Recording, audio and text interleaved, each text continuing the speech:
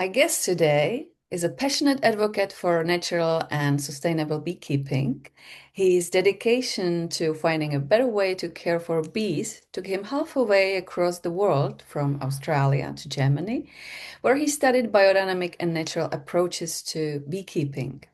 Since then, he has dedicated his work to teaching others how to care for bees in a way that respects their natural biology, behavior, and needs, while helping us rediscover a deep relationship with these remarkable beings. It is my great pleasure to welcome Adrian Iodice to Whispers of the Soul. Welcome, Adrian. Thank you very, very much. Pleasure to be here. Very excited. Adrian, what do you love most about beekeeping, and what fascinates you most about the bees? Well, I suppose if we look at a mechanical side of beekeeping, then it would be there's two things that really, really attract me to beekeeping, and that's swarming when the bees are swarming and multiplying and catching the swarm. That to me is the mechanical part of it. There's a mechanical side of it. There's also the spiritual side of it. I'll talk about that also. That's one major aspect of something that really, really excites me every spring.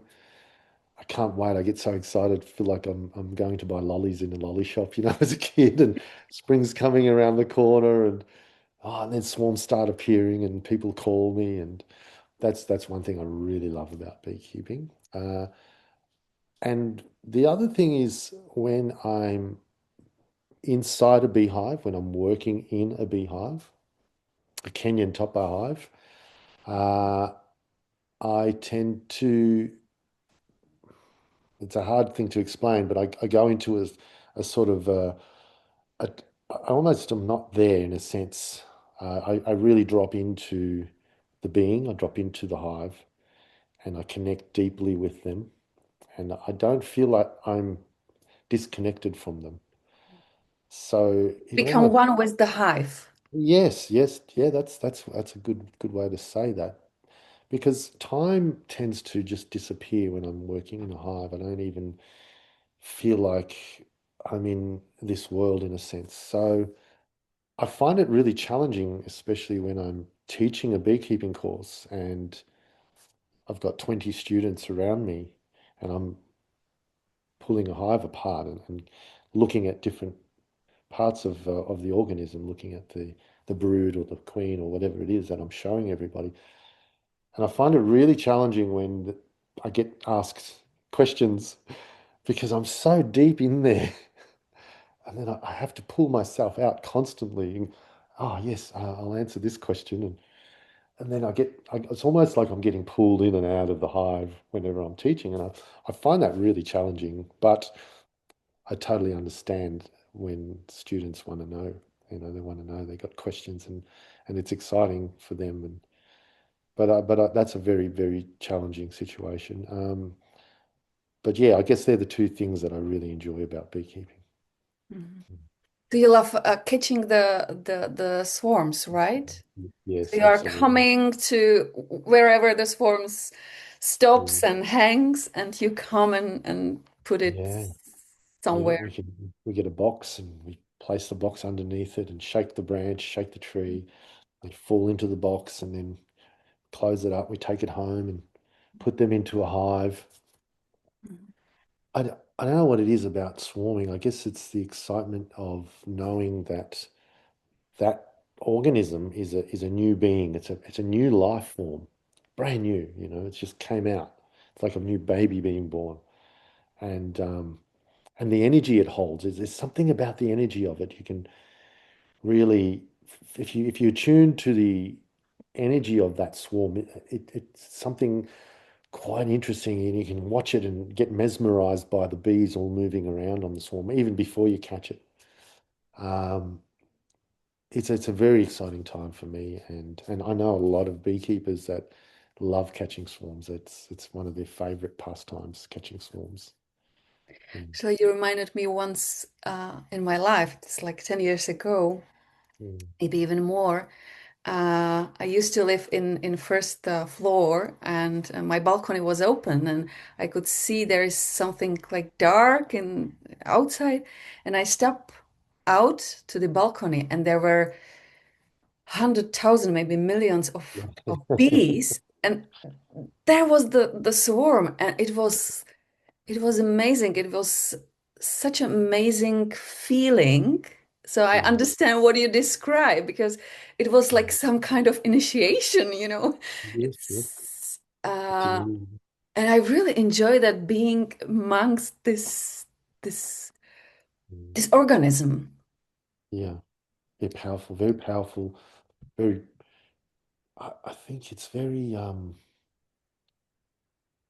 enlightened organism, Yeah, and it has that energy that just holds and yeah.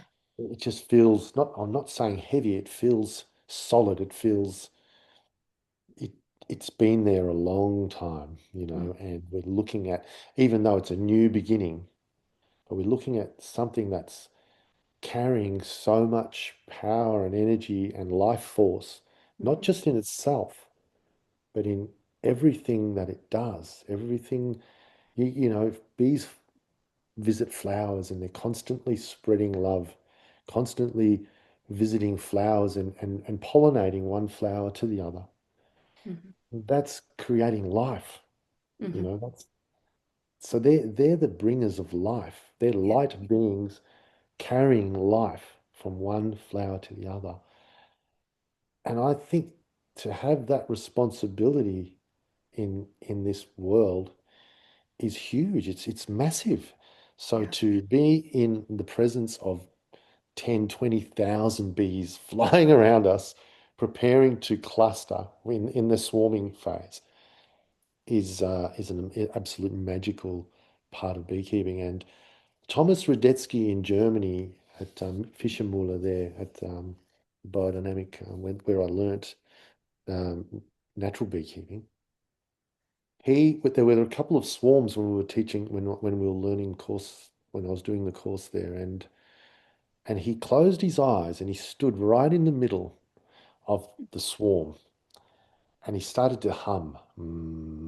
Mhm, And I was watching him and thinking, wow, look, and I could just see how deep he went in mhm. that moment.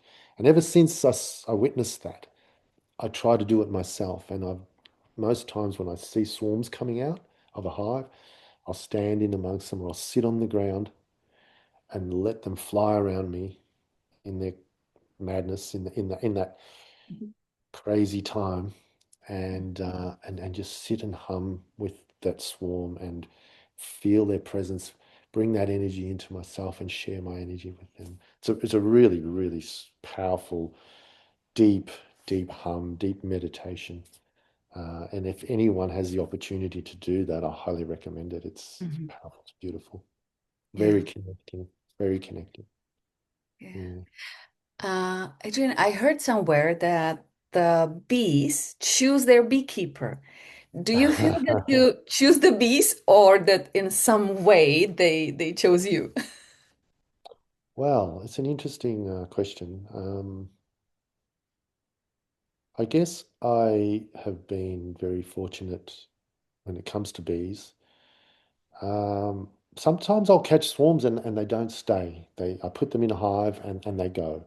Mhm. I don't try to catch them again. Sometimes they'll leave the hive and they'll land on a branch nearby and they'll stay on that branch. And I used to, when I first started and for a few years after, I'd catch them again and try to put them in the box again. And usually they'd leave again. And then I learnt that that colony didn't want to stay with me. Mhm. And now if they don't stay and they land on a branch over there, I leave them. I let them go. I let them do and Okay. go where they choose to go. So on a level, on some sort of level, I feel that they are choosing to stay with me or not. Mhm. Um, the interesting thing I've found with bees, and the deeper the connection becomes to not just the bees we keep at home, but the being, the whole bee organism in the world. I think the deeper we go with the organism, the more connection we have. Because sometimes I would turn up to a place to teach a course there on the weekend, and usually I teach Saturday and Sundays, but I'll get there Friday to set up, to put all my things there. And it might not be at home, it might be at a different venue. I travel around Australia teaching beekeeping.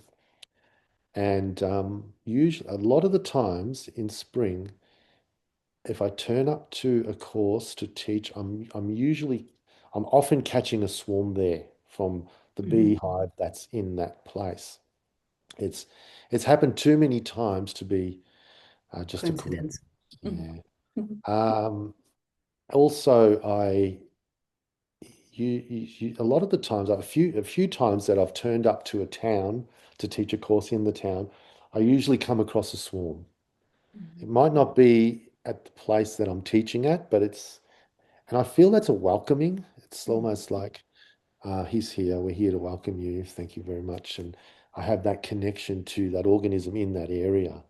So it's almost like the bees are welcoming me to country, to that area that I'm about to teach in. Um, and often I get a bee land on my shoulder or on my elbow or my arm, and there's no beehives anywhere in sight. I've walked out of my caravan before and the bees landed, on my shoulder, and I was fishing once with my brother in the ocean and really, really far away from the coast, and a bee, she landed on the windscreen of the boat. And I thought to myself, where where did she come from? You know, like we were miles away from the coast, right out in the ocean. You could barely see the coast, and a bee, she landed on the windscreen. And I think that's, once you get bees in your life, they tend to stay with you and they tend to follow you around or welcome you to places that you're visiting. I really believe that. I really believe that to be true. And I've seen it with myself, and I've spoken to many, many, many, many beekeepers about this same phenomena. And lots will agree with me that they tend to, people say, oh, that's just because you've got bees and you notice them all the time now. And I said, no, before I had bees, I never had bees landing on me. Before I kept bees, I never had bees landing on my shoulders and my arms. And Yeah. but And how many times it happens when you're on the sea or on the ocean that never. bee comes to the ocean, Never. right? Yeah, exactly right. Yeah, so true. Yeah. Yeah. So yeah, I've also developed a bit of a sense of finding wild colonies in the forest.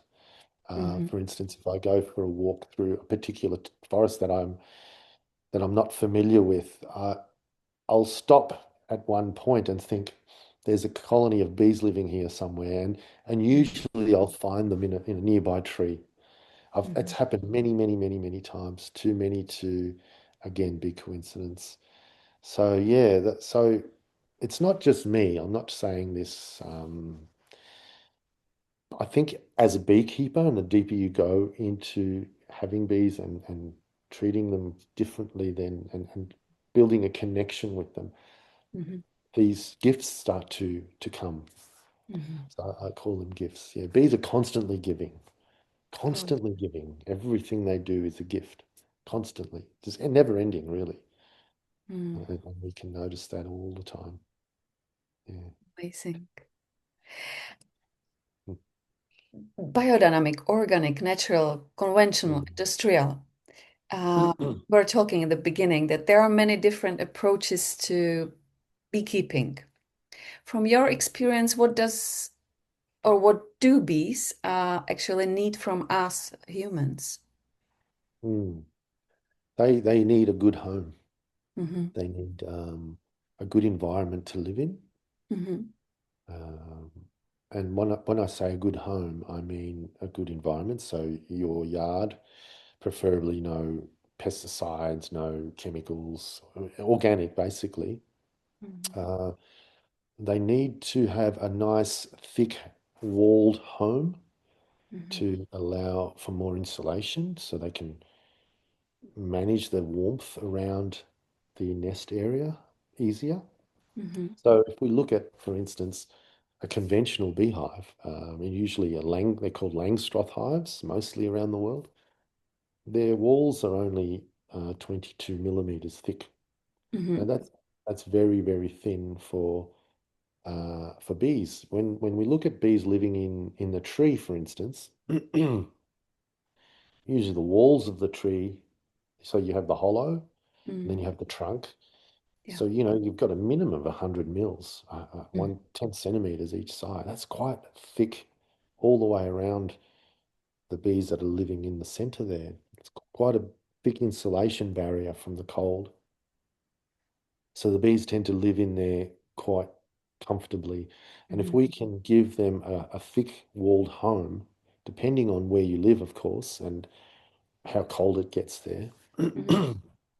then we need to take that into consideration. The design of the hive is absolutely important. I really believe that.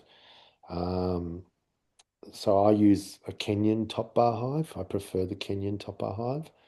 It's a it's a it's a horizontal hive, and it sort It's of like stretches cradle, out. right? It has There, the yes, cradle. it's a half a hexagonal shape, Mhm. half Mhm. a hexagonal.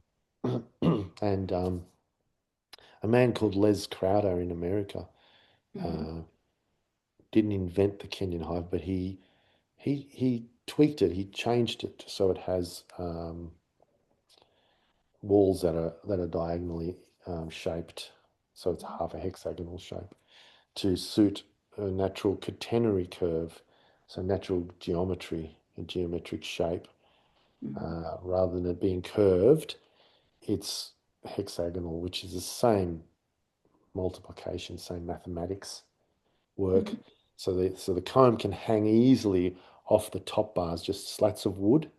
The comb's built naturally. The bees build natural comb, and they Mhm. hang from the top bars, so they can be taken out and put back into the hive without cutting the comb out of the hive.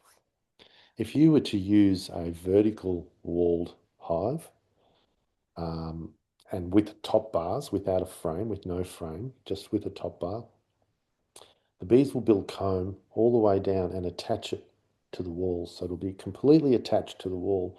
So you can't then lift that out. You have to cut it to pull it out. And that can be a really big problem. The bees don't like that because you're destroying comb, honey's melting, honey's dripping out, and it can create an issue between you and your bees. Every Mhm. time you go into the hive, you're cutting, cutting, cutting, and they learn very quickly that this person's not a friendly person, Yeah, it's even not though very friendly. even though your intentions aren't to be bad, Mhm. but what you're doing physically is not a nice thing for the bees. So they tend to get quite upset with that, understandably. So having the right type of hive design that minimizes the stress on the bees Mhm. and minimizes the stress on the beekeeper. Because if we're stressing our bees out and we feel stressed, that then, you know, compromises our whole meeting. Coming together doesn't work quite well. So the bees get upset, we get upset, they get more upset, and then they learn that you're not a really good person. So whenever you come to the hives, they already have anxiety about us approaching the hive. They learn very quickly.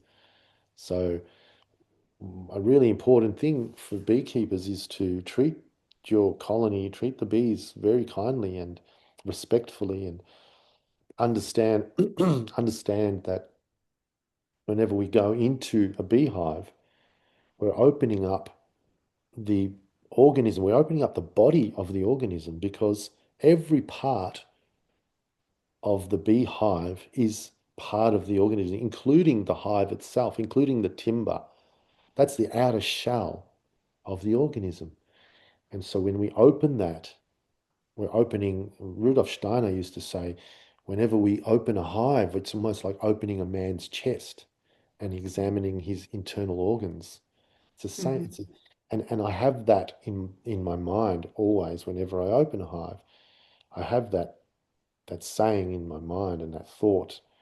So I do it with the utmost respect and the utmost gentleness, Mhm. and I strongly recommend people approach and visit their bees with that understanding as well. It makes us different beekeepers. Mm. So you're saying to look at the world and at treating the bees from their perspective of life. Because usually we treat not only bees, but I would say animals and nature from our human perspective instead of Yeah, the perspective of the species. correct, correct, exactly right. We need to become a bee in a sense. And as a matter of fact, before I open the hive, I meditate. I put my hand on the hive Mhm. and I drop into the hive and into the vibration. I can feel the warmth of Mhm. the hive, the a colony, and I ask for permission. And I tell them what I'm doing. I say, I'm just coming in to check if you need more space and I can give you more space, or I'm coming to see if I can have some of your honey. And I ask permission and I also let them know what I'm doing. So, and while I'm doing that, I'm also picturing myself as a worker bee, as a bee inside the hive, Mhm. working. So they ignore me and think that I am one of them. So I'm connecting with that on that level. I'm connecting with that colony on that level and dropping right in and becoming a worker bee in the hive. So Mhm. I'm not noticed in a sense, or I'm part of them. I'm part Mhm. of that organism. It's a really it's hard to say it, but it's hard to explain it, but it's a very fascinating way of beekeeping. Yeah. Commercial beekeepers can't work like that, when Yeah. they're managing 1,000 beehives. Mhm. In a few days, they've got to get through them all, and they're in and out. Oh, smoke, smoke, smoke, smoke. Get in, right, bang, bang, bang, bang, bang. Kill, kill, kill. Crush, crush, crush. Put it back together. Next hive, next hive, next hive. Most commercial beekeepers, that is. I don't produce honey. I don't sell honey, so I don't need to work like that with my bees. I literally keep bees for the pleasure of keeping bees. Mhm. Pollinate my beautiful garden and have that energy around my house and have that energy around my family. I think that's really important. Um, so when I work with the beehive, I don't bash them around. I keep them safe and I have them. I treat them with the utmost respect. Yeah, it's very important. So there is difference between keeping the bees and being in relationship with the bees, right? Very different. Yeah, very very different. Yeah, we a lot of natural beekeepers are not using the term I'm a beekeeper. They're saying I'm a bee custodian or I'm a bee carer. I look after bees. I care for bees. Yeah, but for Google search, we write beekeeper on the website, because people type beekeeping, So, but yeah, really, we're not really keeping the bees. Bees keeping us. Mm. Yes, that's true. Really, yeah, That's they're true. they're the bees are teaching us constantly. They're constantly teaching us. So we just keep a good environment for them to live in. And some colonies don't want to be disturbed, and I don't disturb them. I respect that, and it's sometimes it's just today they don't feel like having me there, and that's okay. I'll come back 3 or 4 days later, and sometimes it changes. The temperament, the energy changes, and they'll say, okay, come in. And sometimes I say, don't come in. So I don't, I don't force myself in there. It's very important to understand that. Um, and then some colonies, they've all got different personalities, every single one of them. every single colony, not bee, but every single, and some bees have different personalities, Mhm. but every colony has its own personality, and that can be because of the genetics of that colony. It can be about the way it's been treated in the past. Absolute, that's an absolute.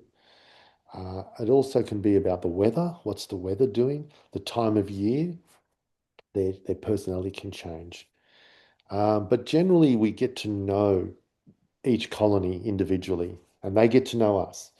And if there's a particular colony that doesn't want me to disturb them ever, I Mhm. don't. I just leave them alone. I never disturb them. I leave them, and they live out their life peacefully. I don't need to go in that hive. What's the point? Just to upset them. Yeah, So once we have gotten, we can just put there the hive and yeah, they can live their they life can. really ever Yeah, after, right? they can. Absolutely. Yep, yep. I mean, unfortunately, there are legal requirements in certain countries, in certain states, Hmm. that force beekeepers to visit their hive at a certain amount of times per year to check for pests and diseases. Yeah. Uh, I say unfortunately because they've become an agricultural animal in some countries. In Australia, they're considered an agricultural animal, therefore, we need to follow the rules and treat them as an agricultural animal. Therefore, you need to do this, this, this, and that every year. If you don't, you can be charged or fined, or you're a Mhm. bad beekeeper, and all this I call nonsense that is projected onto humans to make us fit into a particular story that story's been really created by certain agencies for various reasons. I think the worst thing we've probably ever done is made the bees an agricultural animal, because it takes away the spirituality of that being. It becomes a slave Yeah. to our system. Um, and I think that's a real shame, because humans now have been manipulating genetics in bees for thousands of years by breeding specific traits to take out that wildness out of the bee, to take out the defensiveness out of the bees. And sometimes they've become so docile that they can't even look after themselves unless a human is looking after them. Now, that's a beekeeper. Oh, yeah. Uh, so I prefer to have bees that don't need me. They don't need me. They can live there as long as they want. I need them. We need them. We, the world, the organism, the greater organism, the earth organism. We're just parts of the same organism as the bees are and all the other animals and plants. We're just different parts of that organism. And we all work and live together on this planet Hmm. that we live on, which is one big organism. Yeah. And we're just cells of that organism. And individual bees are cells of their organism, and we have our own cells in our organism. But what's inside's outside. It's all a reflection and everything's the same. And if a lot of people started realizing that, Hmm. and just that in itself, but also putting that onto the bees, then there'd be a very different approach to beekeeping, I believe. People would definitely want to treat them very differently. So when I teach my courses, one of the first things I tell my students or share with my students is the fact that they're an organism, and each bee is a cell of an organism. And that's because I believe that if we see them that way, Hmm. then we will treat them that way. We'll treat them like we treat our cat or a dog, Hmm. because, and not just pesky little insects, Yeah. So if we can get that word out to the millions, then bees will be treated very, very differently. And hopefully one day government agencies will realize that this organism, this being that we responsible for is looked after a lot better than it is today. You know, the commercial beekeeping industry, the pollination industries Yeah. is something else to look into. Very, very, very nasty. Yeah. I'm not saying that pollinating beekeepers that are doing that are nasty. I'm just saying the whole industry Yeah. Yeah. is geared up to take, It's take, the way take, take. where it came to. Yes. Well, because it's not only about the bees, it's the meat production, it's food production process, industrial Yeah. food production process is when you know how it works, Hmm. then you realize it's nonsense. It's very bad. Yeah, Yeah.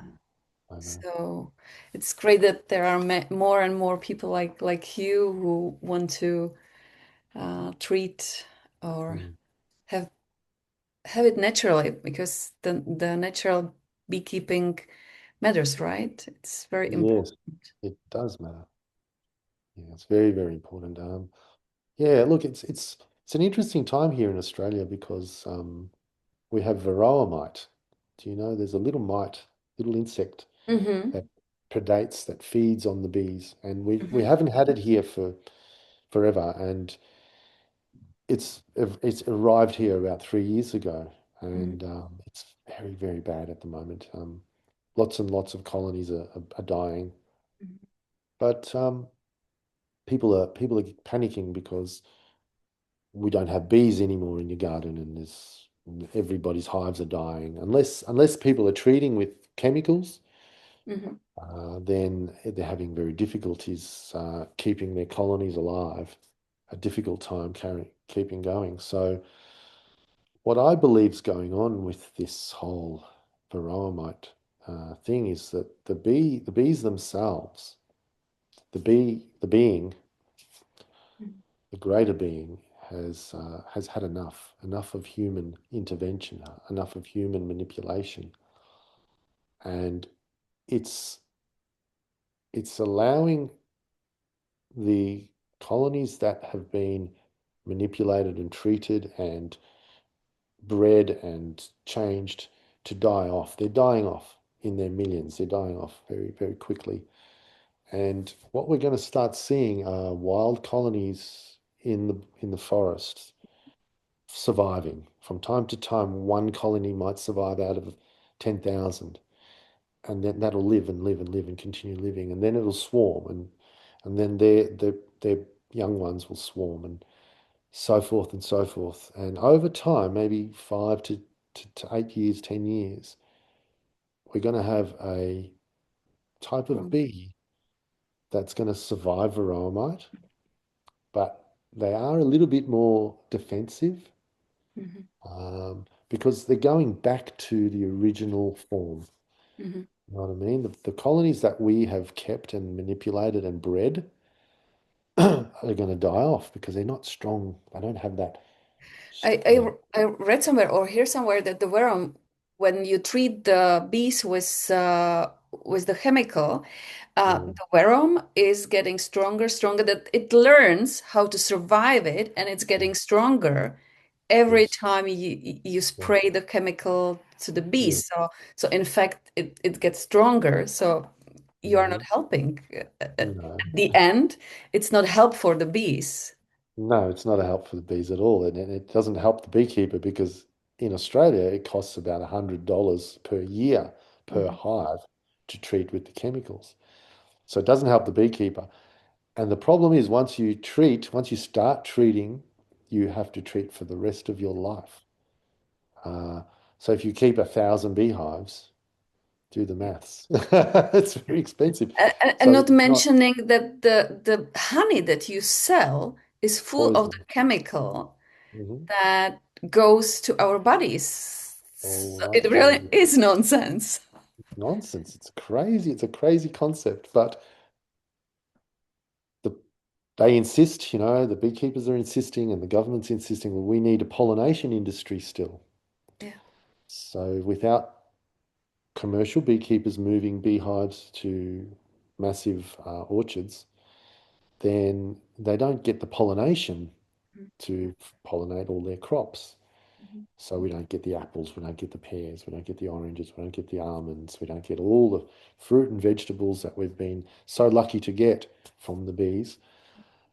So they need to continue poisoning their bees and their honey and us and the environment to sustain the pollination industry.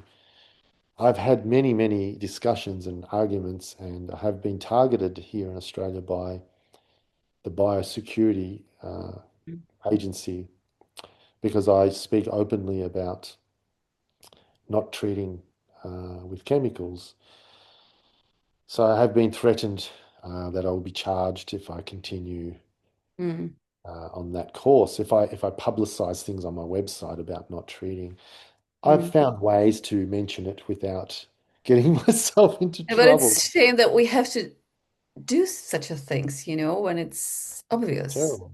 It's terrible. Yeah. And It's last week I had a conversation with Saskia von Diest from South Africa, and she had a great point that there is enough food for any of us, mm, but we we if we are not uh,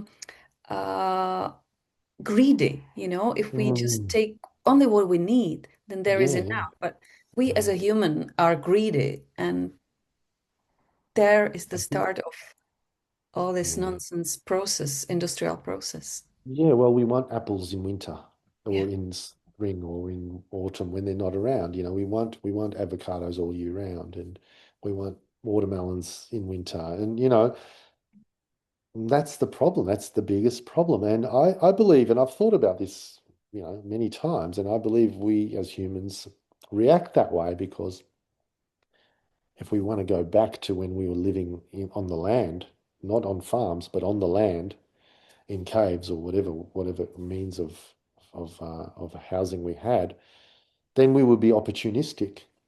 So when we see a bush full of berries, we get as many as we can. And when we see apple tree, we pick as many as we can. We store them, we put them away for when we don't have them. I think that instinct in us is embedded so deeply that we Mm. still do that when we go to the supermarket. Yeah. Oh, apple beautiful, oh, shiny strawberries. I'll take two punnets, and we buy. We take them home. Half of them go rotten, Yeah. because we didn't eat them all. The kids don't eat. They'll eat some and leave the rest. Yeah.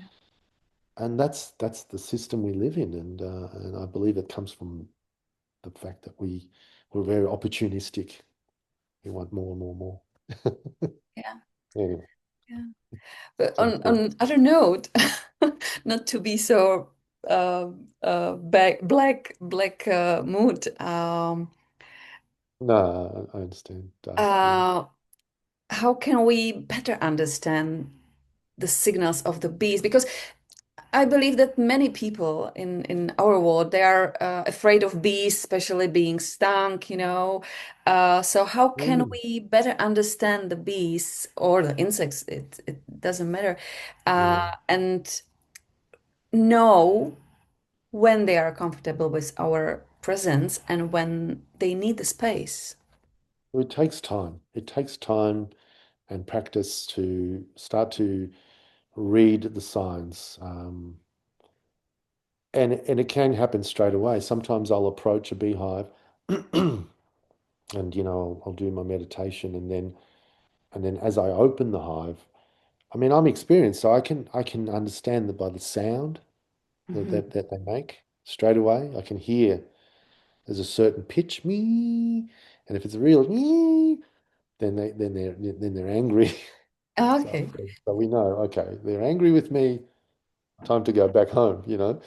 Or some bees will fly out really quickly of the opening, fly out, and they'll buzz around my face. And if there's a bee buzzing around my face, that means she's angry with me and she's saying to me, go away, we don't want you here. Go away. So I look for signs like that. I look for signs of how the bees react to when I first open the hive. Sometimes I can open a hive and I don't hear a sound. I hear the normal sound. I don't see an angry bee. Bees move very slowly generally, but when they're moving fast, it means they're angry. There's certain bees inside a hive that we call soldier bees, Mhm. and they they look for fast moving insects or fast moving creatures inside the hive. For instance, if a mouse gets in the hive, it runs around very fast. So the bees will see that. The soldier bees will see a fast moving mouse. They'll sting it and they'll kill it, and then they'll coat it with propolis so it doesn't putrefy inside the hive. The propolis seals it in, and that becomes a mummy inside the propolis shell. Uh, if there's a wasp, a wasp, a vespa, a wasp that goes inside the hive to attack the babies. Wasps usually take the baby bees, the brood, the larvae or the pupae, and they take them back to their home. And they come in and they move very fast. Same with spiders and cockroaches. So anything that moves fast, these soldier bees tend to attack it. So when you open a Kenyan top bar hive, you just move one of the top bars and you can see down inside already. And three or four soldier bees usually come up. They come Mhm. up and they stand there and they look. And what they're doing, they're looking for fast moving creatures. Now, if I just keep still and don't move Mhm. for a few seconds, 10 seconds, they'll go back down and do their own thing. And then I can start working the hive. So I've learnt to read the signs. If I was to move quickly, then they'd react to that. So bees see in slow motion. Mhm. So if I move that fast, they see it like that.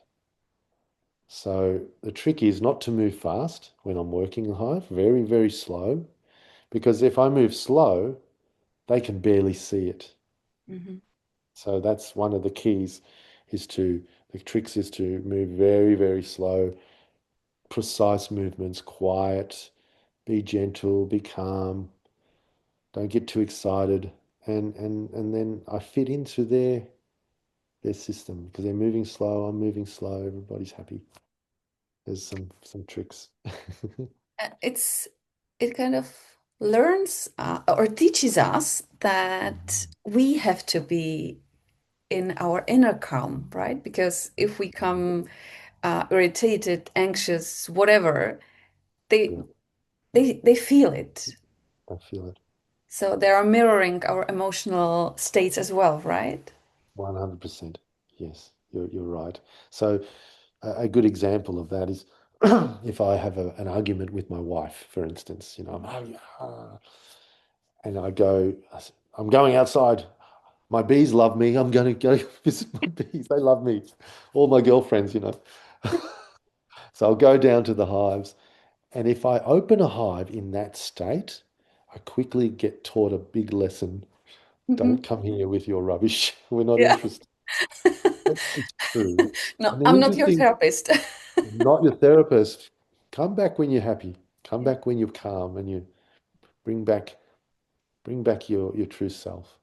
And it's interesting because as much as I know that, I still go down to my bees and still haven't learnt that lesson. So yeah, it's interesting how they do mirror us and they pick up on our energy. They really do. They're very, very, very receptive to the energy field around them, to the electric energy as well, electromagnetic radiation. They're very, very, very attuned to it, and so they can react quite different on different occasions. Mhm. Um, there is in Czech we have novel called Granny, written by famous Czech author Božena Němcová in 1855. And there is a line saying that when Granny dies, the bees must be told so they don't die out.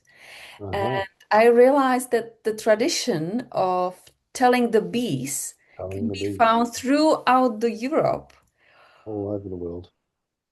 Even the world, I found it in the Europe. Do you think that we Yeah. can Well, we can learn from this tradition because it's beautiful tradition? yeah. Well, that's what we do. I learned that many, many years ago from a Russian beekeeper, actually. Mhm. He came to visit and he told me about that. And I looked into it deeper. I found some books and read a lot more about it. So, um, yeah, it's mostly in Europe. It's definitely in Europe, England as well. And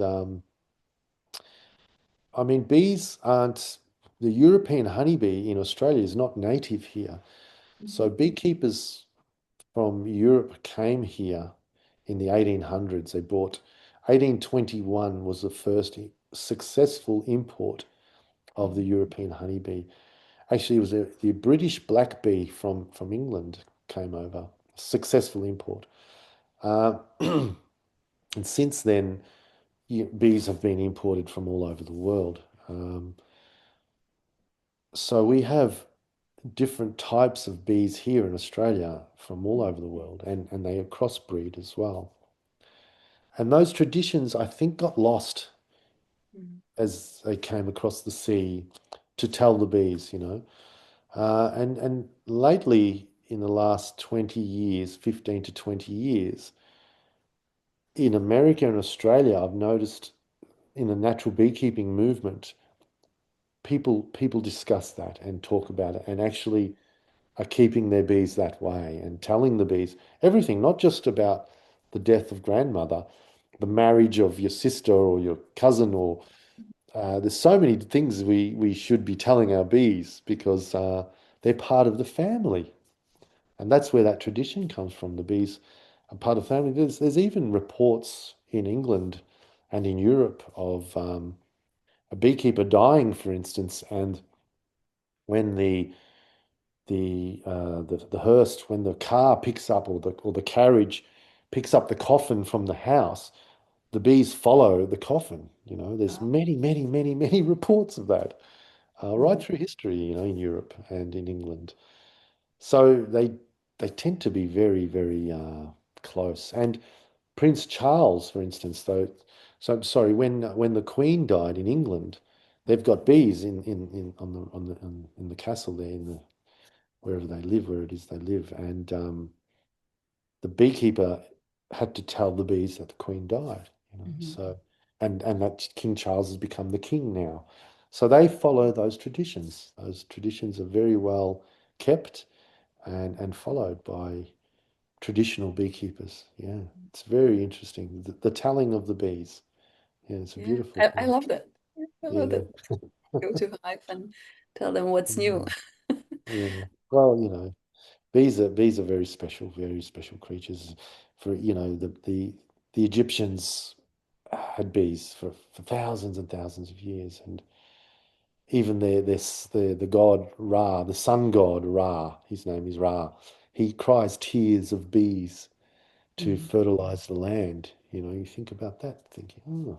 So back then they knew already what the bees were doing and how powerful they I were. read I read somewhere that bees are here 150 Million, 150,000 years or something like that. million, Even more? 1 million years, Million 150 years. million years. Yeah. Wow. Not the European honeybee, but the bee. So a particular type of bee. I can't remember what it is. It's probably extinct now, but bees have been around for 150 million years, not Wow. thousand. Yeah, yeah. 1,000 millions. Wow. Long, long, long, long time. Okay. So Yeah, the so current the current European honeybee has been around for 30 million years. mhm. Wow. 30 So in fact, million. when we were talking about the hive and about the swarming, Yeah, uh, there is the remembrance, they mhm. remember Yep. all the billions they Everything. lived. Everything. It's in their genetics. It's in their DNA. They remember everything. Yeah, they have that. Yeah. That's how powerful and strong they are. They carry all that. They carry all that memory. Mhm. And without them, we will have grass. You know, Yeah. Yeah. grass, wind pollination. Yeah. most flowers are bee pollinated. So Yeah, yeah, yeah, very, very interesting. it Yeah, is. there's a lot of different species of bees around the world. I'm not sure. I think there's about two 20,000 different species of bee. I Mm-hmm. know we have 2,000 in Australia. Mm-hmm. Very small, very small. With some big ones as well, but most of them are small. The honeybees are small, but most of the indigenous or native bees in Australia are we call solitary bees. So they live either on their own or in small groups, very, very small groups, 5 or 6 bees, 10 bees. We have 12 species that live in colonies, small, very small colonies. And they're very, very small bees, tiny little things. And then the European honeybee, as I said earlier, was brought into the country in the 1820s because as a new colony, we were bringing fruit and vegetables from Europe and Mm-hmm. America. So we needed the right bee to pollinate Yeah. those flowers because our small native bees couldn't do it. Mm-hmm. Same thing that happened in America a Mm-hmm. long time ago. I think over 500 years ago they took the bee over there. I'm not sure now. And they because they had the European fruit and vegetables coming into the country, they needed European honeybees to pollinate them. Okay. Mm. Wow. Um, we were talking Fascinating. about honey and different kind of honeys. Mm. And honey is considered as the gift from bees or something they offer to us. But there is way much more they offer to us. There are way many more gifts they are giving us, right? Yeah, absolutely. So you have honey, you have propolis, Mm-hmm. propolis, you have wax, Mm-hmm. you have bee venom, the poison. Mm-hmm. Um, ooh. Did I say pollen?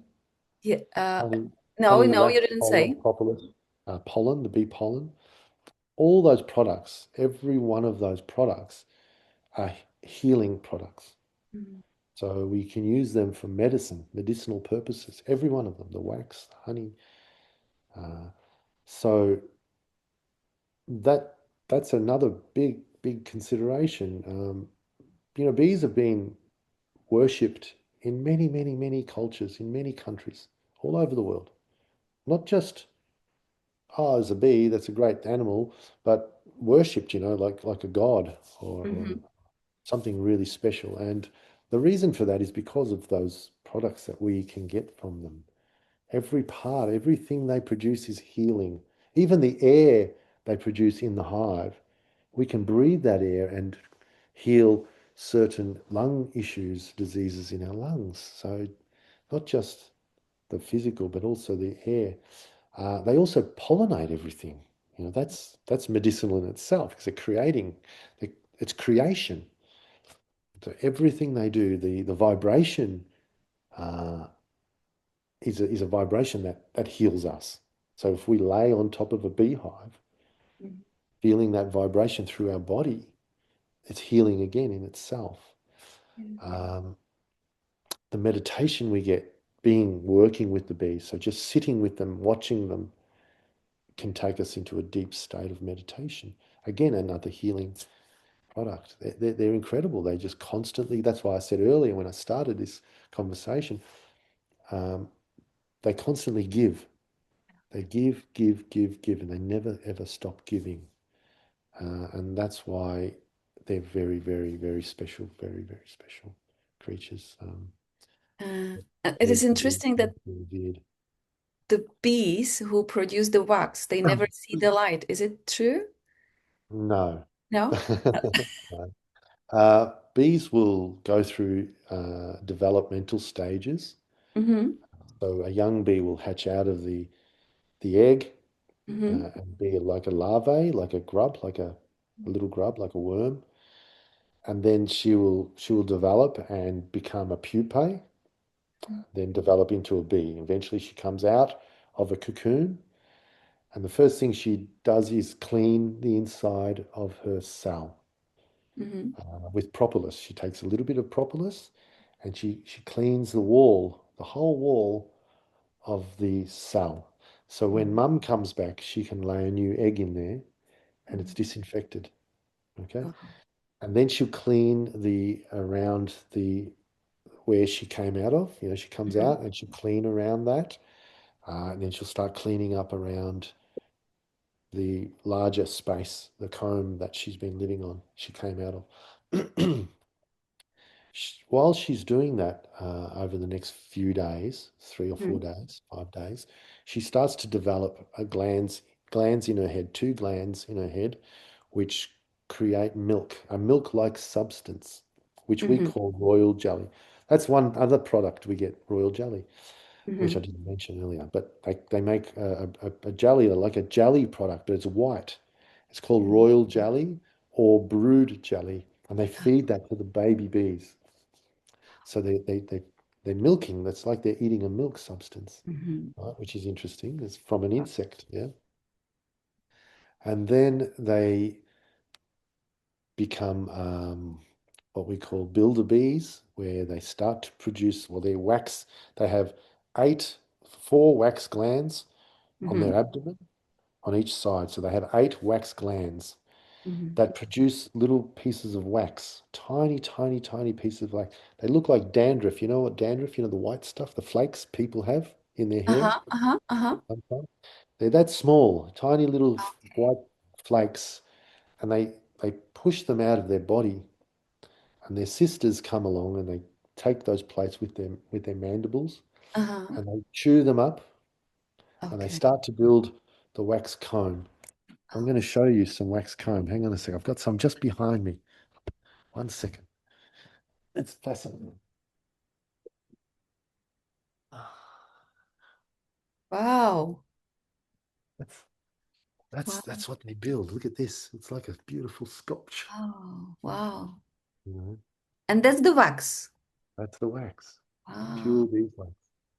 And they build that. They build that over a few days. They can build that in 3 or 4 days. All of that. That's a miracle by itself, you It's a know. miracle by itself. Absolutely. That's why I keep that one on the shelf there. I love it.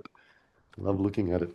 And so they build this wax, Mhm. and then they store the mother lays her eggs in there, but they also store the honey, they Mhm. store the pollen, they coat it with propolis, Mhm. and once they've built that, the bee then develops its sting, the stinger, the poison gland. Okay. So the poison starts to develop. And Mhm. then she becomes a soldier bee inside, protecting, looking for those fast moving insects and mice. And then she becomes a cleaner bee. She starts to clean up things. And then also, by that time, it's been about almost 2 weeks or so. And then she'll go to the front of the hive to the entrance. And Mhm. she'll become a guard bee. She guards the entrance. Okay. And every bee that comes home, she will stop it, Uh, smell it, and make sure that it's one of their bees. And then oh, let her in, let her in. If she's not one of the bees from that colony, they'll attack it. Okay. okay. And then after about 3 weeks, she flies out and she becomes a forager bee, and she starts bringing back water, pollen, nectar, uh, whatever other products. Mycelium, off the mushrooms. Sometimes they collect the juice off the mushrooms for medicine. Oh. All sorts of stuff. Yeah, they start bringing it back into the hive Mhm. to help that organism thrive. So they go through all those stages. So yes, she was building comb at one stage, but eventually she got to see outside the hive when she Oh. became a forager bee. And that lasts for another 3 weeks, and then unfortunately she dies. Oh. So she lives for about 6 weeks Mhm. uh, during spring and summer. Mhm. The only reason she dies is because her wings become all broken. We Mhm. call it tattered. They become ripped and Mhm. broken, and they don't hold the weight Mhm. when she's flying back with pollen on her legs or a crop full of Mhm. honey. She doesn't have the weight to. She can't. Her wings can't hold the weight. Great. for Mhm. her. Mhm. I've Oh. just got. Yeah. So yeah, very fascinating life cycle. It is actually. It Yeah. is. They go through all the functions in All the the functions, yeah, they do everything. amazing. And sometimes they need to go back. Let's Mhm. say, for instance, something happened in the hive, and some of the nurse bees, the ones that are feeding their sisters, die. A lot of nurse bees die, they don't have enough. Then Mhm. some of the forager bees will, or some of the guard bees will go back and start being nurse bees again. So they can swap and change from position for whatever job they were doing. They can swap and go back and forth in those 3 weeks. Yeah. It's Uh, amazing how they communicate with each other, you know, how they yeah. know what's going on in that part of the hive and all the stuff. It's amazing. Yeah, it is amazing. And they communicate via pheromones, but Hmm. they also communicate by vibrating. Hmm. So one bee will vibrate here, she'll sit on the cell and she'll bzzz, and Hmm. in a particular way. And the bee up here, she'll know what her sister's telling her because the comb vibrates. Hmm. That's a big reason natural beekeepers are natural beekeepers, because generally in natural beekeeping we don't keep bees in a frame. Hmm. Um, we let them build natural comb like this. Hmm. I mean, this is half a frame, but this is not a Kenyan hive. This is a, This is the top right. well, this is a different type of hive. Yeah, that's how it sits. Hmm. This is called a cathedral hive. Hmm. Uh, and normally it'll be like this. So one bar Hmm. will have one comb in, and each bar should have individual combs, one, two, three. But unfortunately, with this situation, the bees decided that they didn't want to build straight. They build any way they want. So Yeah. it can be a problem. Um, so yeah, you tend to get bees building comb. And if the bee can vibrate on a piece of comb, its sister can understand Hmm. what what type of message she's trying to communicate. And pheromones are very important too. They communicate using pheromones.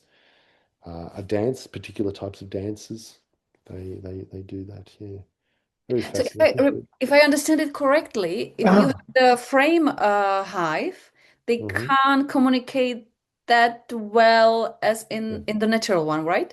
correct. Yes, that's exactly right. Because there's a frame, and the bees will attach comb all the way around the frame, Mm-hmm. so that the comb isn't loose. Mm-hmm. Whereas if you just use a top bar, one bar, and the comb's hanging, it's loose. It can vibrate much easier. There's been studies done on that Mm-hmm. by a few. Jürgen Tautz, a man called Jürgen Tautz from Germany. He did many studies on it. I think Thomas Seeley in America did studies on that. Mm-hmm. So there's a few scientists out there, a few entomologists that have studied bee communication and everything bees. And we're learning more and more and more every day. The more, I guess, the more technical we get, the more we're learning about bees. One thing, maybe it's good and maybe it's bad, because I think the more that scientists get involved and the more scientific something becomes, then the more manipulation we can put in place, or the more overbearing, overpower we can use to manage and manipulate the organism, if you know what I mean. Mm. Yeah, but I believe there are more and more scientists who see the spiritual part of it as Yeah. well. That Definitely. Oh, there are, and I've met many of them. I was at a conference in Holland, oh, 5 or 6, well, maybe more, maybe 8 or 9 years ago. It was called Learning from the Bees. Mhm. There's an organization in England called the Natural Beekeeping Trust. Mhm.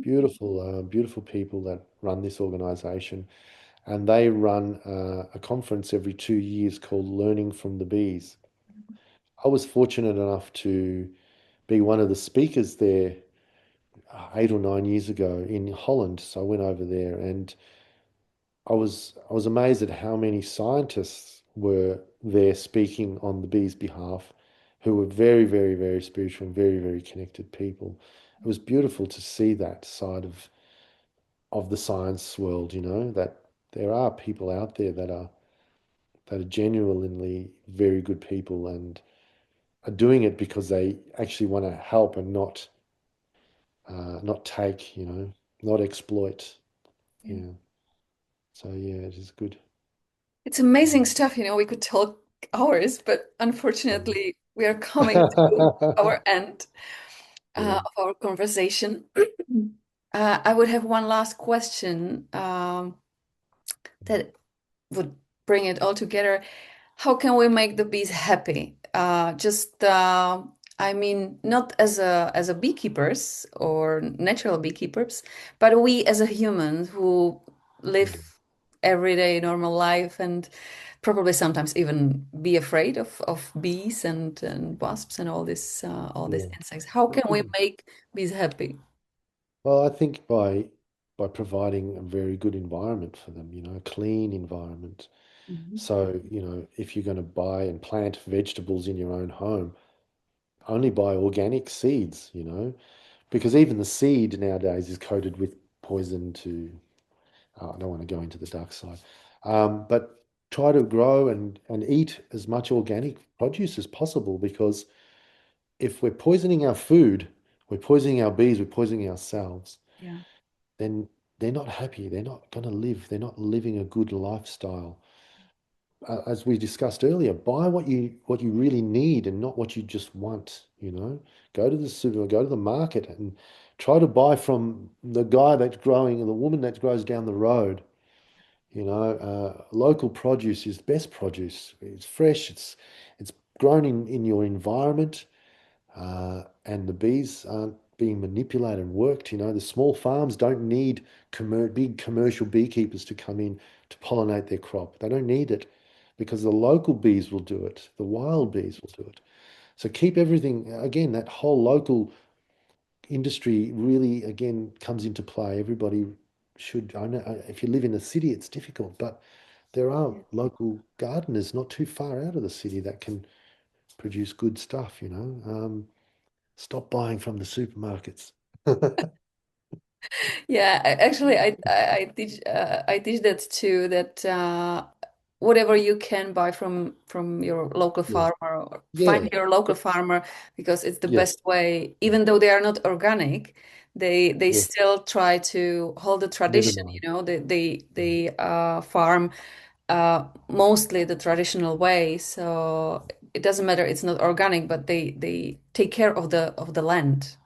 In fact. Absolutely. That's really important. Yep, that's right. And another way is, if you are a beekeeper, is minimize the time, the amount of times you go inside a beehive. Yeah. Minimize it. Absolutely minimize it. Because every time, like Steiner said, Rudolf Steiner, every time we open a beehive, we're opening a person's chest. And we're letting pathogens in, we're letting diseases in, pests in. And the bees, because the propolis that they use coats the internal surface area of the hive. And every time we open that propolis seal, we let all that nest scent, the smell, out. And that's another coating around the organism. So we have the timber from the hive, we have the propolis coating, and we have the nest scent, all Mhm. protecting the baby bees. And if we open the hive, that's all gone. Mhm. And anything can get inside there. So that's a really important lesson, is to minimize the amount of times you go into any beehive. Minimum, absolute minimum. Only if necessary. Yeah. Oh, thank you. And for us people to buy it from local bee Honey. honey keepers. Absolutely, 100%. Don't, yeah. And to be honest, here in Australia, it was discovered a few years ago that the big honey importers mix, they mix sugar syrup and corn syrup and rice syrup into the honey. So you're not buying honey in It's the in big fact the syrup. syrup. It's rubbish. You're paying top dollar for rubbish. Go and, yeah, so support your local beekeeper. Yeah. Find out who's a local beekeeper and buy honey from them directly. Again, your local market, Yeah. your local produce store. Buy local. Always buy local. Yeah. That's probably the best thing you can do. Yeah. Thank you, Adrian, for all you share, and thank you for all you do. I wish you all No the problem. best. Thank you. Thank you for everything you do. This is fantastic. Thank you. Cheers. See Good you. on. Thanks for listening, everybody. Okay, Good luck. bye. Long live the swarm. Thank you.